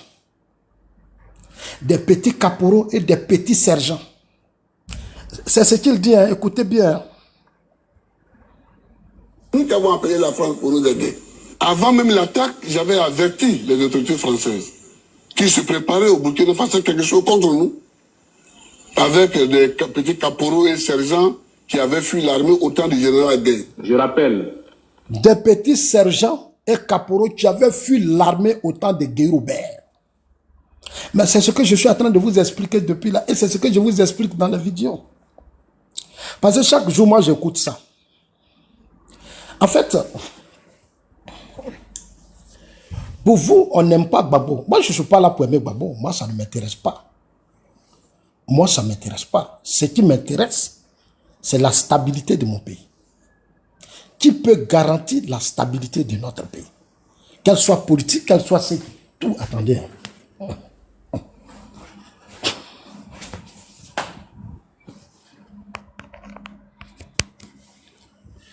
Ce qui intéresse Zasso, c'est la stabilité du pays. Qui peut garantir cette paix? Au fond, nous a donné 40 ans de stabilité. On vient, ça continue. Babo, viens, toi parler. Tes vauriens nounous là, tes militants là, sont ici. Ils disent que Zasso n'a qu'à mettre preuve. En octobre 2002, c'est quand même le président de la République, Laurent Gbagbo, qui a demandé que la France serve de force tampon après les accords consacrant l'arrêt des hostilités. C'est nous qui avons appelé la France pour nous aider. Avant même l'attaque, j'avais averti les autorités françaises qui se préparaient au Burkina Faso quelque chose contre nous. Ils se préparaient au Burkina Faso quelque chose contre nous. Avec les petits caporaux et sergents. Je rappelle qu'en octobre 2002... Lui qui parle ici s'appelle Bertin Kadé. Bertin Kadé dit, je rappelle, il était son ministre de la Défense, son frère Bété de Mama. Son frère Bété de Mama qui l'a mis au ministère de la Défense. Son cousin. Son cousin là. Et son cousin.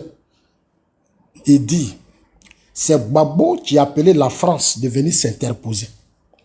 La fois dernière, j'ai fait sur un panel, j'ai dit ça. On dit, ça c'est la France. J'ai dit, mais la France ne peut pas venir sans l'autorisation de Gbagbo. La France ne peut pas venir en Côte d'Ivoire s'interposer sans que Gbagbo ne soit d'accord. C'est Gbagbo qui a appelé la France. Moi, toutes les preuves là, j'ai ça. C'est pour ça que j'aime pas qu'on me dise, tu n'as pas de preuves. Si ces preuves là, j'ai ça. Oui. Kassongo, Monawi, Mamana Lingala. Voilà ça. Voilà. Je remets encore. C'est quand même le président de la République, Laurent Gbagbo, qui a demandé que la France serve de force tampon après les accords consacrant l'arrêt des hostilités. C'est nous qui avons appelé la France pour nous aider.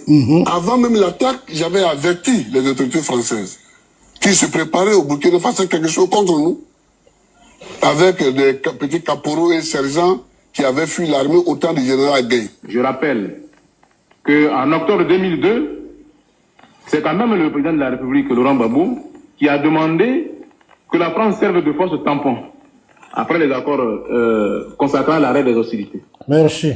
Alors, chers amis, alors j'ai rejoué ça plusieurs fois. J'ai mis ça sur ma page pour dire au pro Gbagbo que moi je suis trop serein. Voilà. Si ces preuves-là, j'ai ça. Si ces preuves-là, j'ai ça. Donc, souvent, quand vous êtes là, ça se fait envoyer preuve. Ça se fait, à ce moment, j'ai besoin d'envoyer preuve. Moi, j'ai pas besoin d'avoir. Moi, je suis une bibliothèque. Voilà. J'étais dans ce pays. J'étais en Côte d'Ivoire quand il y a eu la crise politique. Je suis témoin, j'ai vécu. Moi, j'étais là. Depuis Bédié, quand il y a eu le coup d'État contre Bédié, là, moi, j'étais en Côte d'Ivoire. Quand il y a eu le coup d'État contre Bédié, là, moi, je ne suis pas descendu dans la rue. Je n'ai pas applaudi ce coup d'État. Je n'ai pas soutenu ce coup d'État. Parce que moi, j'ai vu les choses venir. J'ai vu les choses venir.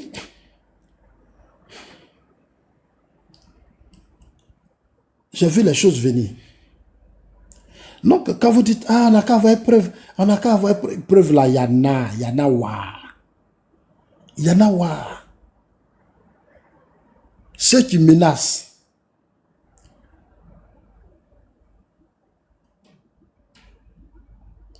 Ceux qui menacent. Qui parlent de la guerre. On va faire la guerre. On va faire coup d'État. On va faire rébellion. On va faire ceci. On va chasser Ouattara là. Mettez beaucoup d'eau dans votre vin. Voilà un autre. Voilà son fils spirituel. Voilà le fils spirituel de Babou.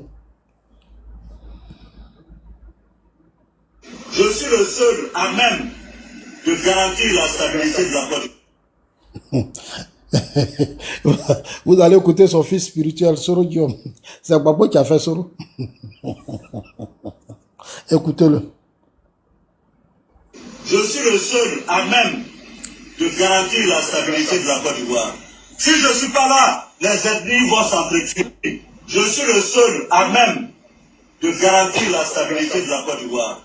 Si je ne suis pas là, les ethnies vont s'entretuer.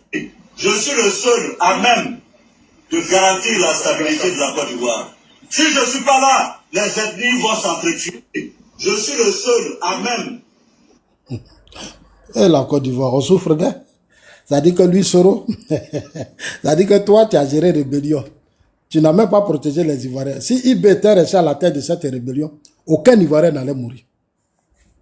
Je vous le jure, hein, si IB, ces hommes-là, étaient restés à Bouaké, on n'allait même pas voir 100 d'Ivoiriens versés. C'est le fils spirituel de Babo Soro Diop. Babo s'est arrangé, lui a dit, faites tout, Soro n'a qu'à prendre la tête de la rébellion. Soro a pris la tête de la rébellion.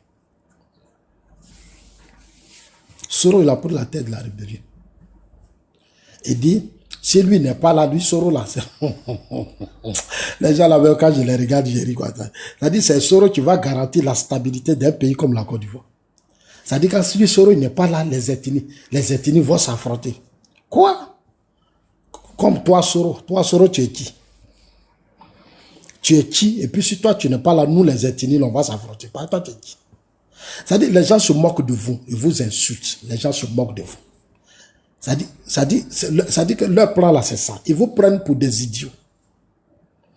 À cause de là, vous allez mourir. Vous allez faire palabre. Vous allez verser le sang. Vous allez vous entretuer. Vous allez vous insulter à cause d'eux. On a fait ça dans ce pays-là. On faisait palabre. On s'insulte. Oh, Babo, qu'est-ce qu'on n'a pas fait? Où je suis assis ici, là. On peut plus jouer avec moi. Même mes petits frères, mes enfants, on ne peut pas jouer avec eux. Vous qui êtes mes petits frères qui êtes sur les réseaux sociaux qui me suivent là, je ne veux pas vous encourager à soutenir les gens comme Babo, là, leur groupe là, jamais. C'est un conseil que je vous donne. Hein. Ne vous trompez pas sur des plaisantins. Des gens qui ne peuvent pas vous protéger. Protéger votre génération, la paix, la sécurité. Les gens qui ne peuvent pas là. Ne les soutenez pas. Ce n'est pas fait d'amour. Non. On ne vient pas en politique pour aimer quelqu'un. On vient en politique pour sa sécurité. Pour sa vie. C'est-à-dire que le président Ouattara au pouvoir, est-ce qu'il y a la paix? Oui, il y a la paix. Moi, ça m'en va. Quand le président Ouattara au pays, est-ce que... C'est ça qui est bon. Matin, tu sors, tu t'es embrouillé, tu fais tes choses, tu n'es pas agressé. C'est ça là qu'on appelle un pays. Mais matin, bonnet, tu t'apprêtes à aller à l'école. Beaucoup d'état. Rébellion. Tu es ici, on est en train de tuer tes frères, tes cousins, tu sors à l'école. Tu ne vas pas dormir. Tu vas commencer à pleurer. Parce que ton frère fréquente peut-être à Korogo. Ou ton frère fréquente à Gagnoua. Ou t'en dit non, il y a rébellion, il y a les armes. Toi-même, tu vas commencer à pleurer. On va t'appeler, on dit, ah, on a tué lui, on a tué lui, on a tué lui. Là. Mais quand on a les pouvoirs fragiles, on a des présidents incompétents, mais c'est ça qui arrive. Donc, battez-vous pour votre propre sécurité, la sécurité de vos enfants, de vos générations. Moi, depuis que je suis venu en Suisse ici, je n'ai jamais attendu coup d'État. Jamais. Rébellion, jamais. Jamais. Jamais. À 2h du matin, à n'importe quelle heure, tu peux circuler. C'est-à-dire, à n'importe quelle heure, tu te promènes. Tu n'as pas de problème. Moi-même, souvent, je dors et puis mon fils, je me réveille, il est déjà parti à l'école. Il est déjà parti à l'école. Parce qu'avant, au plus tard, 5h, 4h, 5h déjà, je dois le laver là, et puis matin, il doit partir. Maintenant, il a grandi. Il est habitué à ça. Mais oui, Avant d'aller faire mon Joshi là, il a déjà préparé, il est parti. C'est comme ça. C'est comme ça. Puis quand, non, les gars là, sur leur panel là, moi je ne suis pas là, ils ne vont jamais accepter. Toi-même tu connais où? Et tous là, ils m'ont banni de leur panel. Moi, on m'a banni. Parce que quand je monte comme ça là, c'est pas bon. Ils savent. Ils savent que moi, je suis très instruit et puis je sais beaucoup de choses. Donc, un jour, Amira Blindé a essayé. Il a essayé 2 fois. Je suis monté sur son panel. Mais il l'a fait par là. Ben, les Soulés ont dit, mais pourquoi tu as fait monter Zasso? Parce que quand il faut les panels, la Soro suit. Tous les gars de Soro, là, ils suivent. Donc, quand Zasso monte comme ça, là, c'est-à-dire, quand je monte, on a 2000, 3000. Mais quand il prend la parole comme ça, là, on me coupe en même temps. Ils vont me faire descendre. Sur Dosso même là, je ne peux pas. Tous les Nina vont venir, il ne faut pas. Même chez John.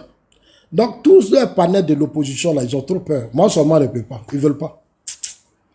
Ils ne veulent pas. C'est ceux-là qui signalent ma page. Hein. Depuis qu'on est là, on est comme on est bloqué, on est toujours à 200, 100, 200. Parce qu'ils ont trop signalé ma page. Ils me connaissent. Donc, ce que je vais faire, je vais maintenant, à un certain moment donné, je vais organiser la jeunesse du RHDP. Je vais organiser des Ivoiriens qui vont créer des panels. Moi, je vais sponsoriser les panels de ces jeunes-là. Ils vont créer des comptes TikTok et puis je vais être leur parrain. Tu sais, les élections qui approchent là, moi, je vous donne déjà mon projet. Hein. Quand le président Ouattara va officiellement dire qu'il est candidat, je vais organiser des jeunes que je vais former. Je vais sponsoriser leur page TikTok, Facebook. Je vais mettre l'argent. C'est-à-dire, je vais faire de sorte d'avoir au moins 100 qui vont occuper les réseaux sociaux. Leur page Facebook, là, moi, je vais sponsoriser ça. Je vais financer ça. Ils vont faire des panels et autres. Je vais faire de sorte que leur page soit protégée. Personne ne va déstabiliser ça. Ah mais oui, je vais mettre jeton dedans. Ce sont dit aimer le président Ouattara. On va contrôler. C'est-à-dire, quand ils vont commencer leur panel là, il n'y a pas quelqu'un. Nous, on a fait RDO. Nous, là, on a fait RDR. Nous, on a fait RDR. On sait comment le vieux fonctionne. Mais bon, vos frères là qui sont là, vos grands frères là, quand on leur parle, ils n'écoutent pas.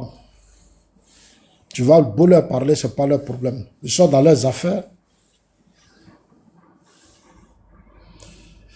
Bon, donc il faut monter, toi, m'expliquer quelque chose. Monte alors, envoie-moi une demande. Ou bien tu veux parler à Ninboss.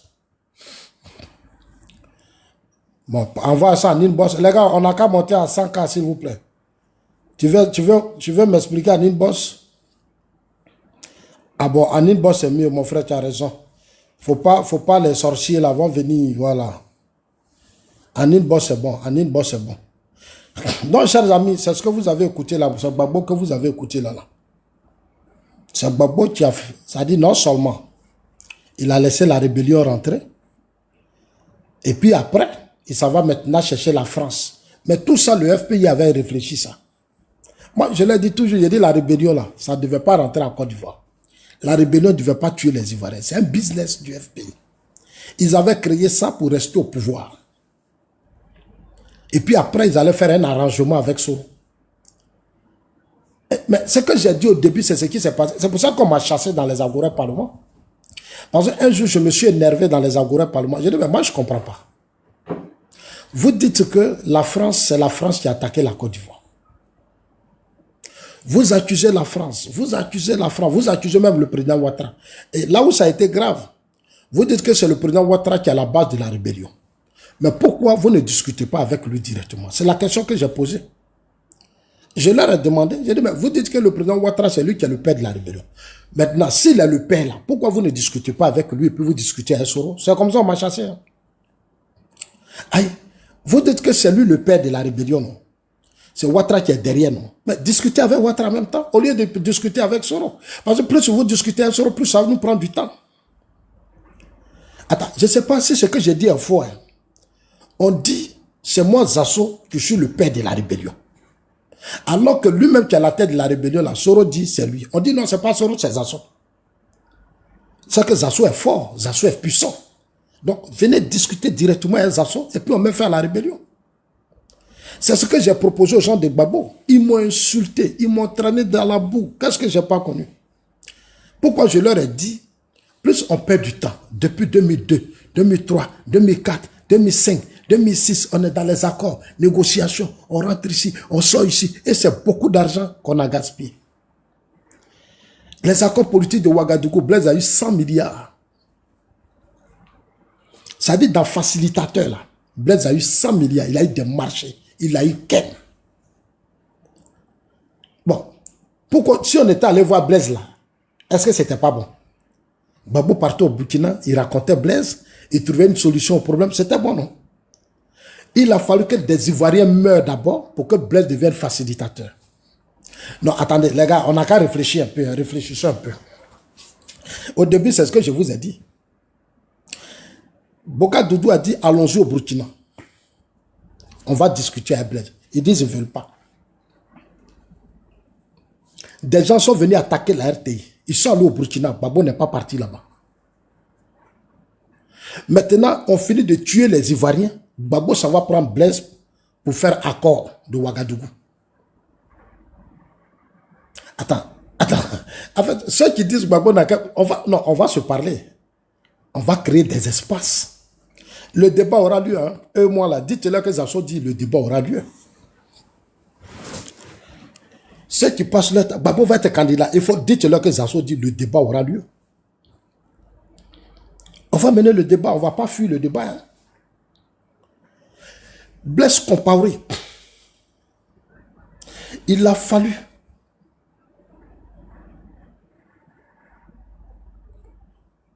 que des Ivoiriens meurent d'abord.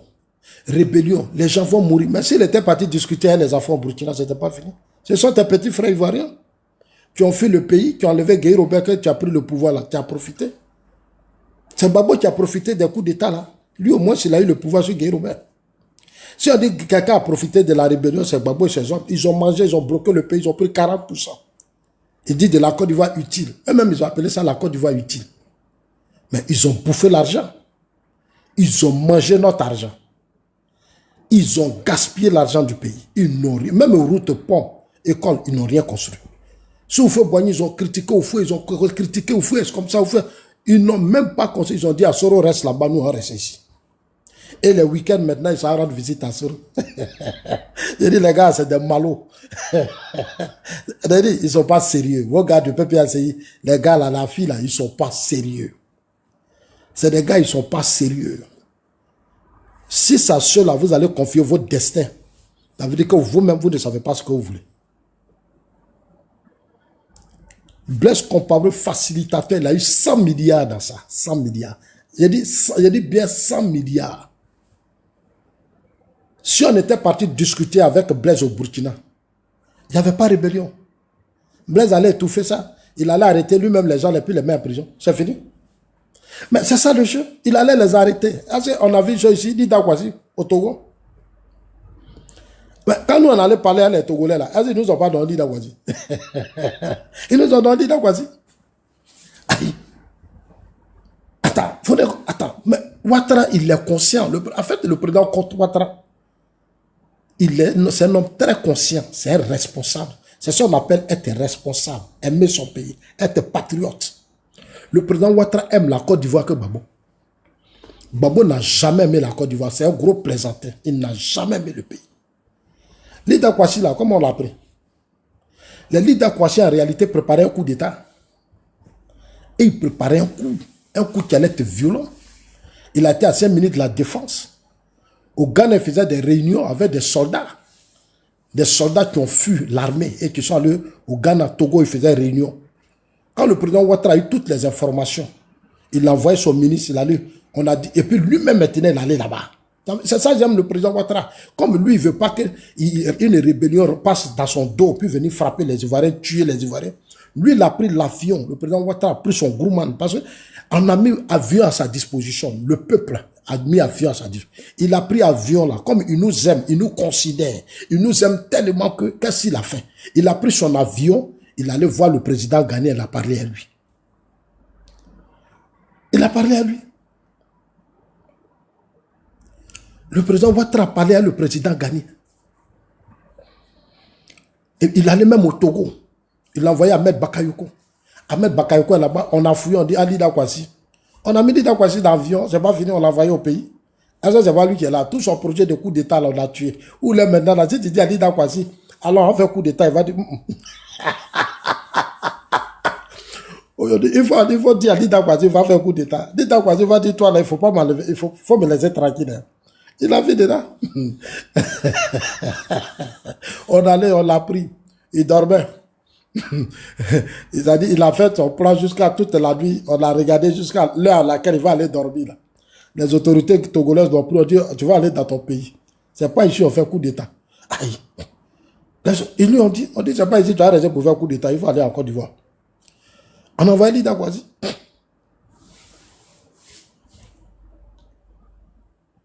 Mais je sais pas, si tu mets tête de moi ici, je te bloque. Je vais te bloquer parce que si tu veux commenter, tu peux commenter. Mais mets tête de moi sur ma page. Sincèrement, je ne vais pas t'accepter sur ma page. Parce que c'est pour signaler ma page que tu fais ça. Je ne t'ai pas envoyé sur ma page. Tu as déjà assez signalé. On m'a restreint. Il faut me laisser parler avec les 233 personnes. Vous avez déjà trop signalé, c'est bon maintenant. Aïe. C'est bon. Hein? Allez courir sur des pages pour signaler les pages. C'est bon, laissez-moi causer le reste. Là. On ne t'a pas appelé ici. Non, je l'ai bloqué, c'est fini. Le président Ouattara, allons-y à 100 000 cas, les gars, parce qu'ils sont en train de bloquer. Faites un effort. Vous êtes 230, c'est déjà bon. C'est déjà bon. Ça dit on faisait 2000, 1500, 1000. Maintenant, on est dans 200. C'est pour vous dire que c'est la bataille. Et ils ont payé des harkers, ils signalent nos pages, ils veulent nous fermer nos bouches même. Ils veulent fermer nos bouches pour ne pas qu'on vous sensibilise, pour ne pas qu'on vous dise la vérité. Voilà. Vous-même, vous voyez comment les gens m'insultent sur les panels. Ah, Zasso est comme ça, Zasso est ceci, Zasso est cela, Zasso a faim, tout ça parce qu'ils veulent vous distraire. Moi, ils ne peuvent pas me distraire. Moi, personnellement, il n'y a pas quelqu'un qui va me distraire. Un pays là, moi, je connais. Moi, je sais ce qui s'est passé dans mon pays. Donc, moi, j'explique aux jeunes pour que demain là, c'est vous qui allez devenir les protecteurs de ce pays. Ça dit, écoutez, quand on parle, vous écoutez. Les failles là, demain là, beaucoup d'entre vous vont devenir, vos enfants vont devenir des généraux dans l'armée. Vos enfants vont devenir des colonels, des gradés, des DG de ceci. C'est à vous de leur parler pour dire, ah, ce pays là, vous êtes fonctionnaires, vous êtes des patriotes, vous êtes ceci. C'est ce qui se fait en Suisse ici. En Suisse là, les gens éduquent leurs enfants à aimer le pays. À bien servir le pays, à être des patriotes. Donc moi, c'est ce que je fais. Voilà, merci. Mon cœur danse. Mon cœur... Ah, roulé. Merci, champion. Tapoter, tapoter. Hein, on devait être à 100 000 cas quand même, hein, les gars. Normalement, après plus d'une heure, mais comme on est... C'est pas grave, c'est pas grave. C'est pas grave. On va corriger ça. Voilà, Sky, Abou, c'est ça. Il faut enseigner le patriotisme aux enfants. Il faut enseigner l'amour du pays à la génération actuelle. Il faut les amener à aimer leur pays, à défendre leur pays, à protéger leur pays. C'est ce que les gens de l'AIE se font actuellement. Ce n'est pas parce que leur combat là seulement, c'est parce qu'ils font les coups d'État, c'est tout. C'est parce qu'ils font les coups d'État. Sinon, on peut et puis expliquer gentiment les choses au peuple, à la génération. Le président Ouattara, quand au Libéria, les gens sont allés s'organiser là-bas, il a eu l'information, il a pris son avion, il est allé voir l'ancienne présidente qui était là.